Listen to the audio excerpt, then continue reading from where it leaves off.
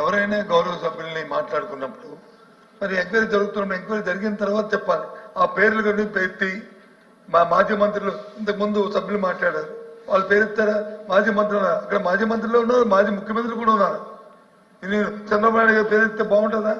ఆ ధర్మ ఆయన వచ్చి చిత్తూరు జిల్లా దోచాడు ధర్మ అని మాట్లాడితే ఆయన కూడా మా మాజీ ముఖ్యమంత్రి. సందర్భాన్ని బట్టి మీ ప్రభుత్వంగా నిజంగా మీ చేతనైన ప్రభుత్వం అయితే మీరు ఎంక్వైరీ చేయండి. ఎవరు తప్పు చేస్తే తప్పు శిక్షించండి. మీ వద్దలేదే వేశారు కదా ఎంక్వైరీ, శిక్షించండి. రిపోర్ట్ రానియండి శిక్షించండి. వద్దలేదుగా మేము ప్రభుత్వం మీ చేత ఉంది కదా అధ్యక్ష, ప్రభుత్వం చేత ఉంది. ఇంత కదా శిక్ష, ఇంత కదా. నేను కూడా రెవెన్యూ మినిస్టర్ గారికి అంటే ఈ సంబంధం లేకపోయినా సరే దయచేసి దాన్ని యాడ్ చేస్తాను, రిక్వెస్ట్ చేస్తాను మీ ద్వారా. నేను కూడా ఒక లేఖ రాశాను, ముఖ్యమంత్రి రాశాను. ప్రతి ఒక్కరి మీద బురదల్లి పేపర్లను వచ్చి రాస్తే అధ్యక్ష అది ఆ ధర్మం కాదు అధ్యక్ష. అది ఎంక్వైరీ చేయండి. చేసిన తర్వాత తప్పులు జరిగితే ఆ తప్పులు శిక్షించండి, తప్పు కాదు. మేమందరూ రెడీగా ఉన్నాం. ఎవరైనా సరే, ఏ ప్రభుత్వం అయినా సరే, ప్రభుత్వం అనేది కంటిన్యూ ప్రాసెస్.